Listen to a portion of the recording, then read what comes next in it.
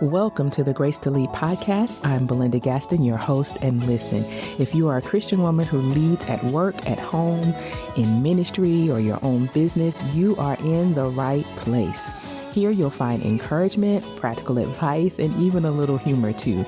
We'll have some real conversations that will challenge you and inspire you in all areas of your life.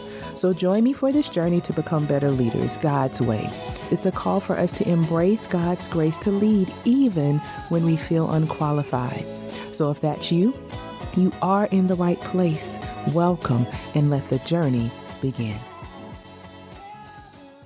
Welcome to the Grace to Lead podcast. Our guest is Dr. Stephanie Kirkland. Dr. Stephanie is known as the Identity Shaper. She is the CEO and founder of Identity Dynamics, a leadership development company that educates on the crucial yet widely overlooked impact of identity on professional and organizational success. Dr. Kirkland has created a proprietary identity-centered leadership framework to support individuals and organizations that focus on things from communication and adaptability to team building and driving a sustainable culture of equity.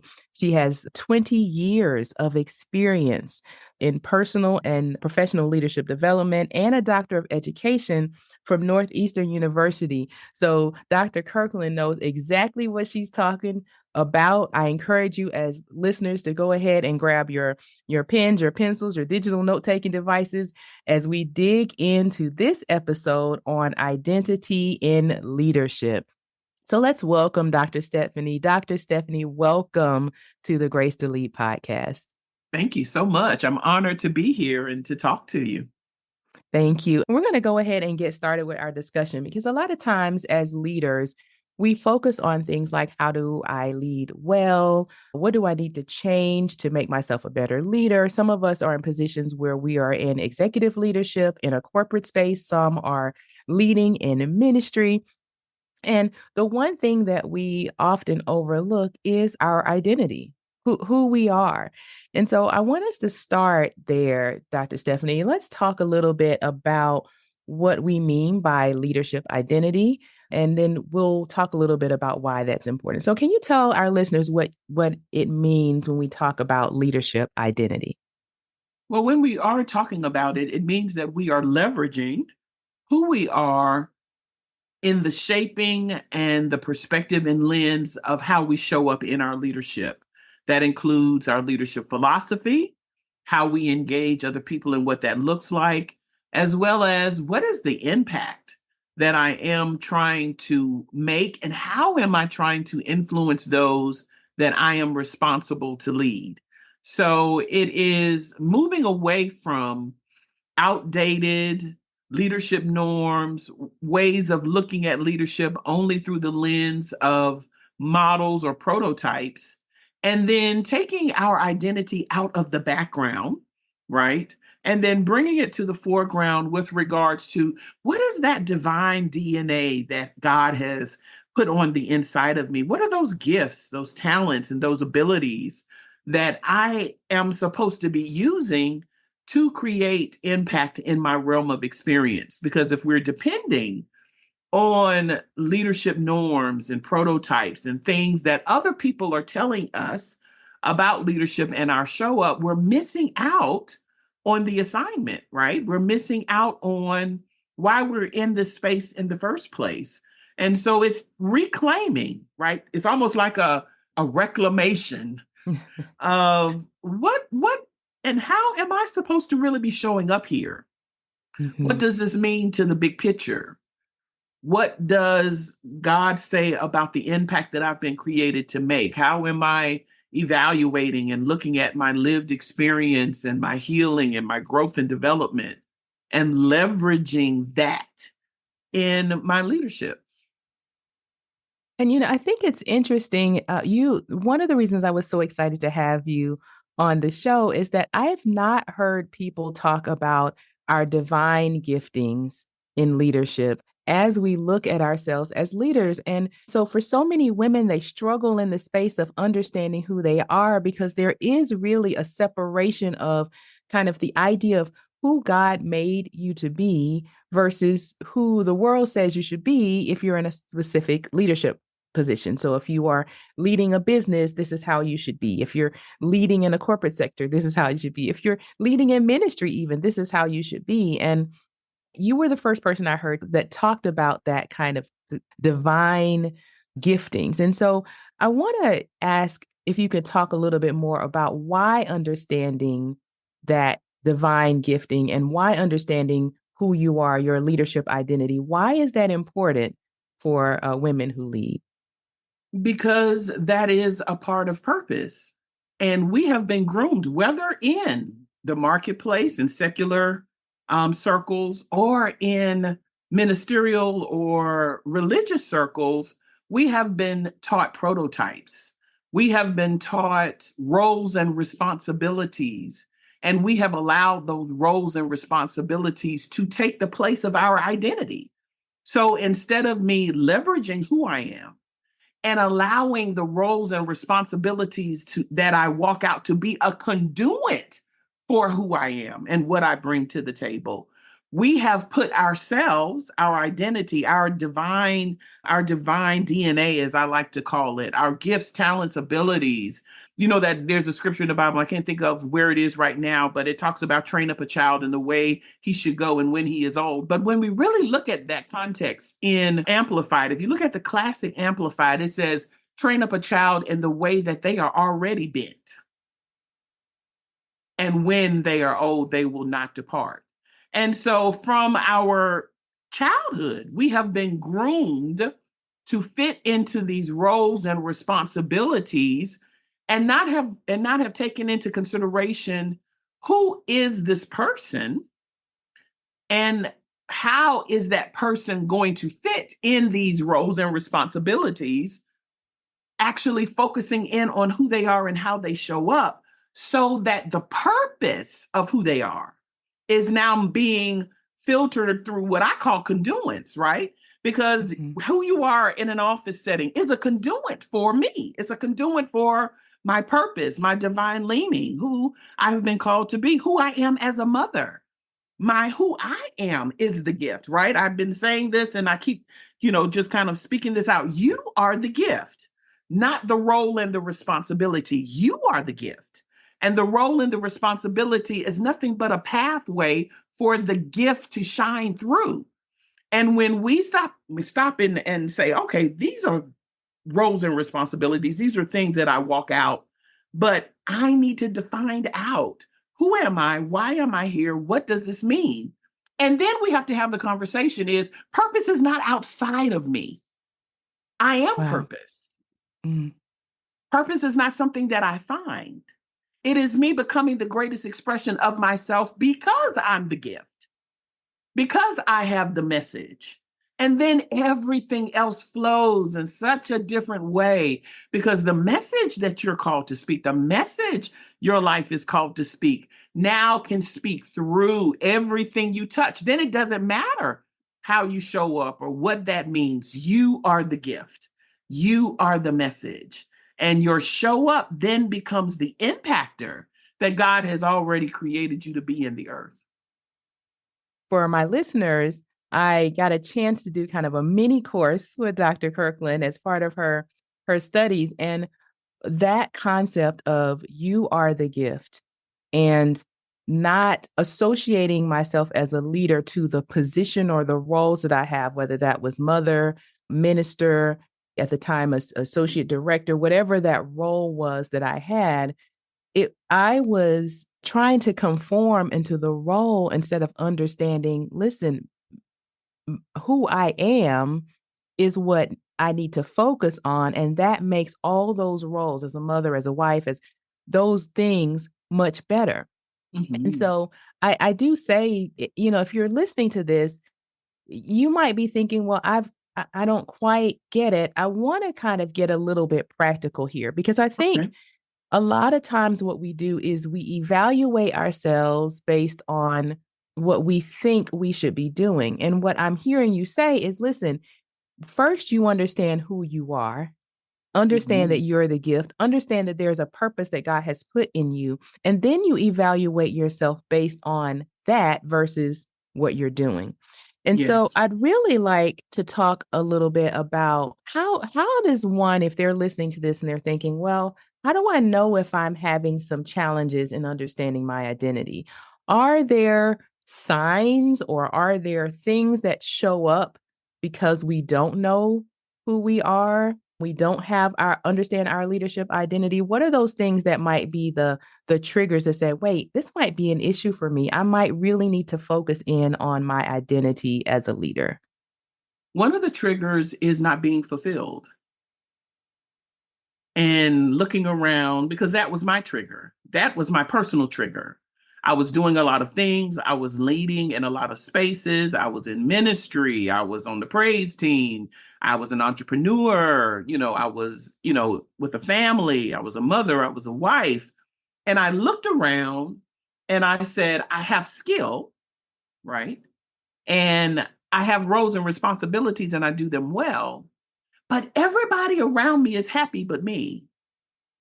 Mm, Everybody around me seems okay with this journey that we're on, and I know I haven't touched purpose. So the first trigger is I'm not fulfilled. I am doing what I'm doing and doing it well, but I still feel on the inside of me that there is something missing and I have yet to tap into what that is. So the first trigger is not being fulfilled. The second trigger is asking the question, who am I? Because when the roles and responsibilities begin to shift and move in your life, or you find yourself evolving and transitioning to different seasons of your life, and the first thing that comes to you is, what am I supposed to be doing? What do I like? What is this about? I don't understand what's going on because those roles and responsibilities, which have been actually defining your show up, are starting to shift. Things like there are women who are now divorced, but your identity was wife, right? So I tell people all the mhm. time, if it can move, if the identifier can leave, is not who you are. It's not who you are. I think we need to pause for a second. Say that again. If the identifier Can can leave, move, can leave, can it's not who you it's are, not who you are. That's good. right? Hmm. So if one of my identifiers is wife, I can be divorced. I'm no longer a wife. If I have children and now they're empty nest, I'm an empty nester. I am no longer, I'm still a mother, but I'm no longer that in my active practice as a part of my dynamic. Or I can lose my children. You know what I'm saying? It doesn't mean that Mm. that is no longer or has not been a part of your narrative, but it is not no longer an identifier, right? If I'm a leader at church, if I'm in ministry, if I've been pastoring, and now all of a sudden I'm retired from pastoring, that moved.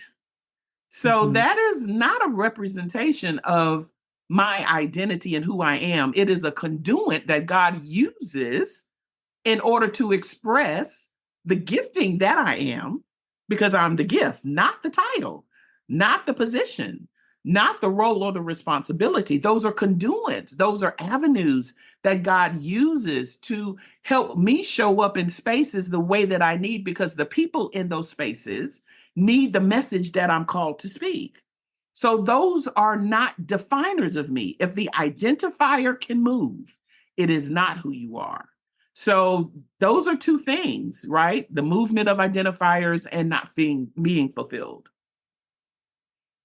I love that because I think it helps to put a different perspective on how we think of ourselves. As women, we often attach ourselves to what we do, not who Mhm. we are.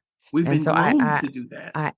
it's starting with children, right? When you're a child, that's kind of how it starts for girls. You've been It's getting a baby doll. That's mhm, motherhood. You've been given a kitchen set. That's cooking and providing. We're mhm, groomed, right? right. And so that grooming creates narratives that we are now trying to play out. We'll be at church and you're a single person, and the first thing somebody asks you is, why are you not married? As if singlehood is not a part of the dynamic and the lived experience, or marriage being the only thing that you're called to be to another person. You see what I'm Yes. saying? So we're Yes. grooming people to put themselves in the background and allow roles and responsibilities to define their show up. Yes. And we talked about what identity means in leadership, and we've talked about signs that women may experience that say, wait a minute, maybe I don't know my identity as a leader. I'd like for you to share a little bit about some practical steps that women in leadership can take to understand better who they are as leaders. How do they? So I've now discovered, something's off here. What can I do to start understanding better my identity as a leader? So I usually start with helping leaders to develop their identity plan, is what I call it. So we even start back to, so what are your beliefs? Because identity includes a lot of pieces, right? So what are your beliefs? Whether that's the investigation and the self-awareness of those personal and those familial or even religious beliefs, right? What are they? How have they shaped you? Being aware of just the simple question, is that you? Or is that what you've been taught about that perspective of belief, right? That's important. Yeah. What is your accepted truth? And I mean, when I say accepted truth, what really is your, and I'm gonna use this word, applicable understanding of your beliefs? Are they just things that you have owned because you've seen them work in other people's lives? Or are they things and principles and concepts that you're actually using to move your life and who you are and how you show up forward? Values, right? What are your values? We begin to talk about that. Values are the boundaries of beliefs, right? It helps us to make sure that what it is that we have said to be our truth, then now I have these boundaries or ways of being, things I will and won't do that are connected to that. Your brain framing, looking back at the patterns that have been created over your lived experience that you're now experiencing as you're living and going through situations and circumstances. The man of God said it so vividly. He was like, and I never understood why Paul said that, where he said he enjoys challenge. I'm like, who enjoy challenge? But really, when challenges come or situations and circumstances come into our lives, it gives us an opportunity to be exposed to what is really our accepted truth, because our brain, the way our brain works, I love that neuroscience stuff. Yes. Our brain holds on to the information that has gone across our lived experience and is how we are making decisions. It is how we're showing up. And we wonder sometimes, why am I stuck? Why do I desire to do something, but I end up living out something else out of habit? And it's because your brain is actually processing what it is that you have already generated to be truth for you. You might have a truth in your conscious mind, right? Something that you have accepted or have learned, but because it's not an applied truth, it's not a part of your decision making and processing. So this self-awareness work helps you to slow down. Leadership women aren't slow. They everywhere. They popping, flipping, booping, booping. So we are not even slow enough to pay attention to how we're engaging the world around us. And so that process of doing that, because what are your cultural definitions? What is around that has shaped even your cultural lens, the norms that you're a part of, whether it's gender, race, verbal cues, body language, the characteristics that make you who you are. So I usually tell people we have to start there. And then when you begin to do that investigation, you can ask yourself the question, am I going to keep it? Or do I need to get rid of it? It's like I tell everybody, it's like being an archaeologist on a Mhm. dig, right? You become Yes. the archaeologist of your life, of your lived experience, because now you need to make a pivot. You need to grow. You need to evolve in a way, because there is, for all of us as women of God, something calling on us, something pulling us in a direction that we need to go. And even if we don't know where that necessarily is leading, that work, that preparation for what is to come, is us doing that self-evaluation around our identity, who we Mhm. are, and begin to ask the question, who do I need to become for where I'm going? And is who I am with regards to my beliefs, my values, my accepted truth, the framings that have taken place, the norms that I have accepted to be my own, are those things going to support me in where I'm going? Because if they're not, and you continue to stay in that space, you will stay in the habits and behaviors of that context. So it's all, that first step is self-awareness. And I love this idea of, who do I need to be to Hmm. get to where I'm going, because Yes. that's been designed, orchestrated by God, right? So if God Hmm. says, this is where you need to be, how do I get there? But I putting myself in the position of some of our listeners thinking, well, this sounds really great, but who has time for all of this? Like, this sounds very time consuming. What would you say to a woman who's like, I'm too busy? I just told you I have all these things I'm juggling and I'm Hmm. leading in all of these spaces. I don't have time to do the work to put into understanding my identity. I'm just going to keep doing what I'm doing. What would you say to that woman? I would say to her, what else do you have time for other than your purpose? Mm, yeah. What do you mean you don't have time? We are the creator of our schedules. So nobody made you have that schedule but you. So if you made it, you can change it. And Yes. what else do you have time for other than your assignment? That's period. What else do you have time for other than what you were created to be and the message your life has been called to speak in the earth? What else do you have time for? Yeah. But to find out why you were here Mhm. and what that message is. If you don't do the work that you're called to do in the earth, and you tell me that you're too busy to reposition yourself to be in alignment with the assignment on your life, mm, I have a problem with that.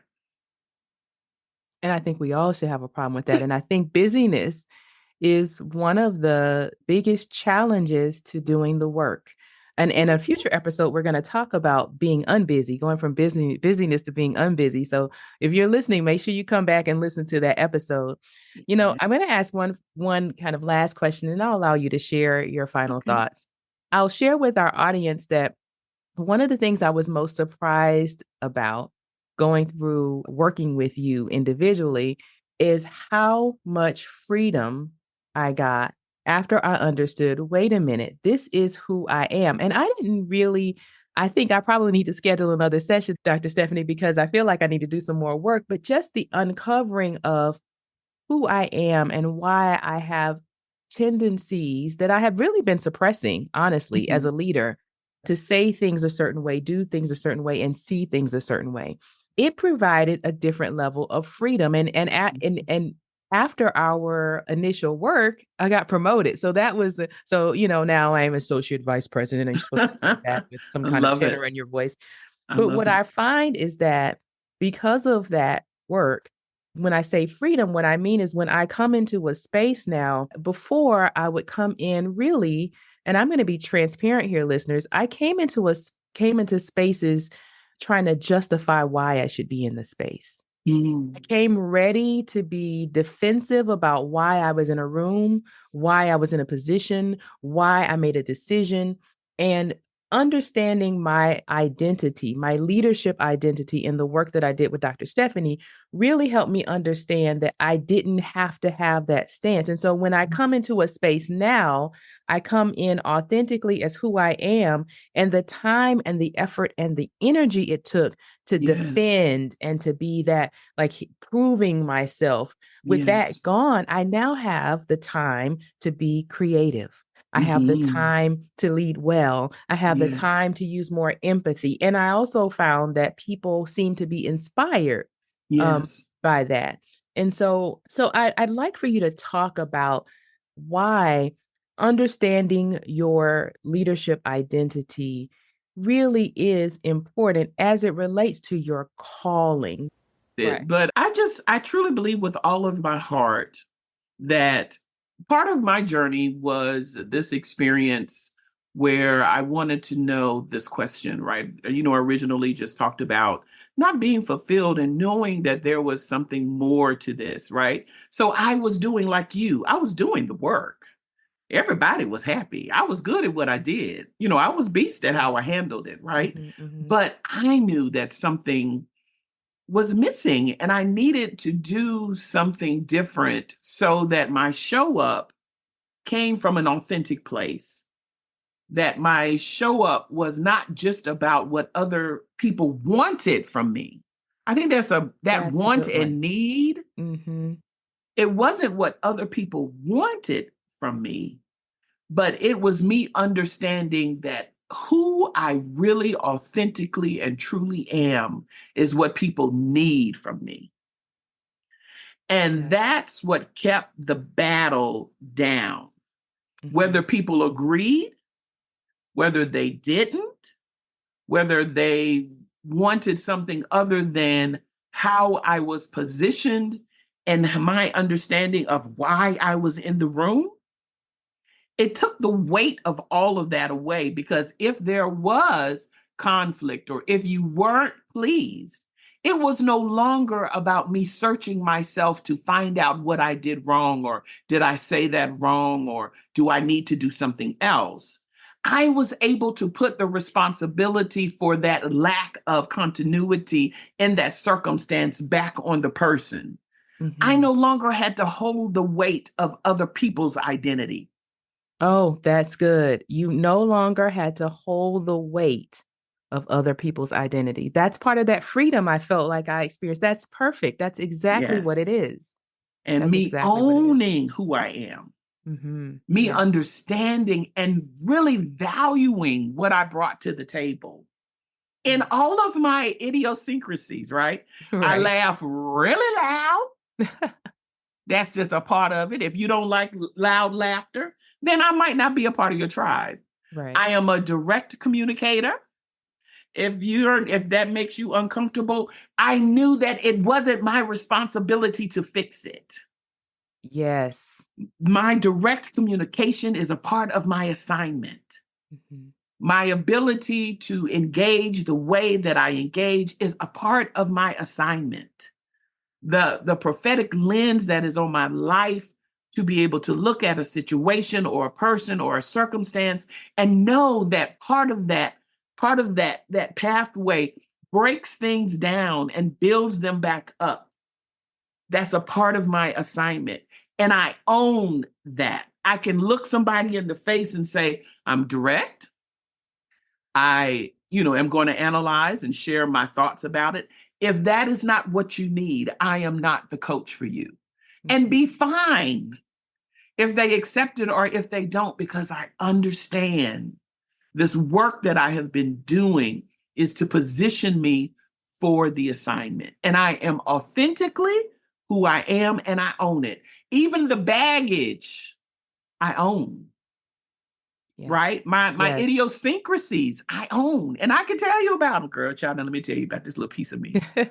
Right. I'm just gonna tell you this is what it is. And I am okay. And I can say I am evolving in this area. But right Mm-hmm. now, this is it. this is This is this who is you this is who you get. This is who I this am. is what you're getting. And yes, Yes. I'm evolving in that space, but it's owning it. Yes. And just breathing in the understanding that I am purpose. If I want your audience to get that, me doing the personal work to become the greatest expression of myself is the assignment.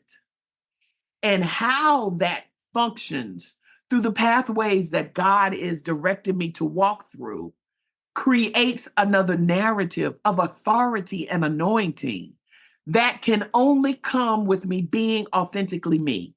I'm going to give you an Yes. example. When we moved here to Charlotte, me and my husband had been here a little longer than me. And I was starting to kind of go through different things of understanding. And my husband made a powerful statement to me, because we're definitely opposites. We have different perspective. That's what makes us, I just love our conversations. And he said to me, and it brought me to a thought. He said, Stephanie, as you decide with regards to the religious context and the things that have shaped you in your religious space and who you are as a believer, have you ever thought to question how you're practicing your faith? Is that you or is that pastor? Wow. He said, so, but is that really you? Because I think it was about fasting or something like that. We were talking about prayer and fasting because she was a beast at it. She could pray and fast forever. Right. And I was struggling in that space around time frame and stuff because we weren't at the church. We had moved Mm-hmm. to Charlotte. And he said, but Stephanie, is that you or is that pastor? We can get so caught up on what works for other people that we Right. can adopt other people's ways of being into our own life context. And we miss out on the authenticity of building relationship with God and the beautiful rituals that make us believers. Wow, that's a It's great example. Yes. Yes. authenticity, And I finding your think own space.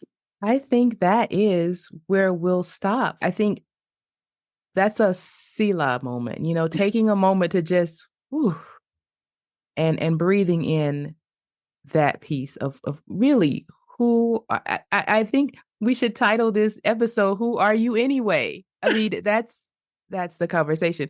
I'd like to know if you have any final thoughts or takeaways that you'd like the listening audience to know about identity and leadership. Do the work because your leadership depends on it. Your assignment depends on it.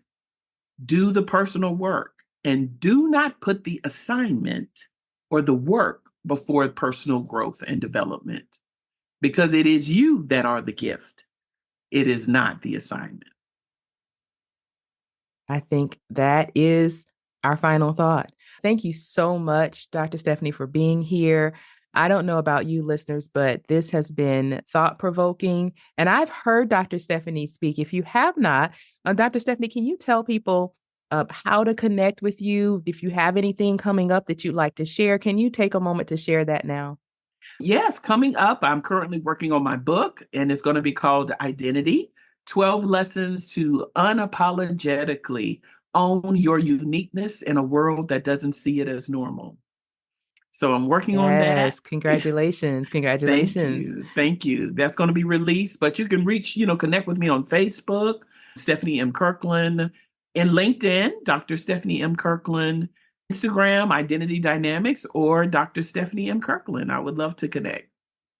Thank you. And for our listeners, we will put in the show notes all of the information that Dr. Stephanie just said. I highly recommend that you take a look at her resources, her website. She does offer coaching for groups and individually. So I highly recommend it. For me, the sessions I had with Dr. Stephanie were life-changing. And so, Dr. Stephanie, I just want to Thank say you. thank you so much. Thank you for your wisdom and for your willingness. And it has really been a pleasure speaking with you. So thank you for Oh, being here. thank you so much. It is definitely an honor to be a part of your broadcast. Thank you. Until next time, we will see you on the Grace to Lead podcast. Again, thank you for listening, and make sure that you subscribe and follow so that you can get our next and newest episodes. Have a wonderful day.